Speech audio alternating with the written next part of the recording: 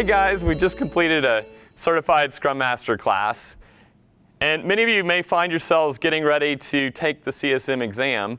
And what I want to do for you today is give you an overview of the Scrum process. It'll be a good review right before you take your test. In Scrum, we have three roles on the Scrum team. We have the team members, the people who will be doing the work. We have the product owner, who's somebody who comes from the stakeholder community, and they represent the needs of the stakeholders to the team. And then we have the Scrum Master. They're there to make sure that the process is flowing correctly. Now, everybody up here is going to have ideas for the product, and they're going to go into the product backlog. The product backlog is a dynamic list, much like an iceberg, where new ideas come in and old ideas come off the bottom. Now, at the top are the things that are most important to us, and the things at the bottom are the least important. And it's up to the product owner to maintain that list and to make sure that they're in that order. Now, we're going to want to build out this product backlog, and we're going to do that by executing one or more sprints. A sprint is a 1 to 4 week period of time, and generally we're going to pick one of those durations, either a week or 2 weeks. 2 weeks tends to be the most popular, and we're going to stick with it. The sprint starts with a sprint planning conversation, and there are two themes we need to discuss: what we're going to do and how we're going to get it done. The what conversation is where the product owner comes in the room with the most important things that the stakeholders want today. The team's going to look at that list and they're going to decide what are the items that they feel comfortable they can complete in the sprint.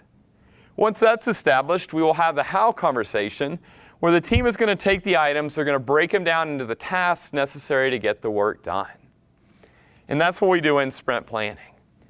Now that we're ready to start sprinting, we're going to meet every day to hold a daily scrum. That's our opportunity to synchronize our efforts to make sure we're all on the same page. Also an opportunity to ask for help from our team members. We're also going to do some product backlog refinement during the sprint. That's our opportunity to look ahead into the product backlog, to break large items down, to do our sizing or estimating, and also to have some conversation about what's coming. During the sprint, we want to provide great transparency in what's going on, so we might use some tools like burn up or burn down charts, and most teams will like to use some form of Scrum board to graphically represent what they're working on in the sprint. Now at the end of the sprint, when the time box expires, we're going to hold a sprint review. The sprint review is where we invite our stakeholders in and we give them a demo of what all we've completed. So the team will get them in the room, give a demo, and then we're going to seek their feedback.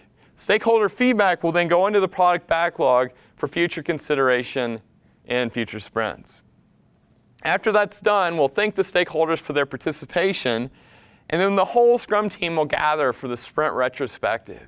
And that's where the team's going to really look at their process. They're going to decide what's working, what's not working, and what they want to do differently in future sprints so they can be more successful as a team.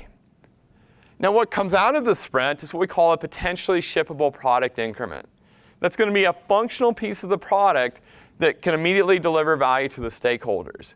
And then it's going to be a product owner, aka business decision about whether to release that into production or not.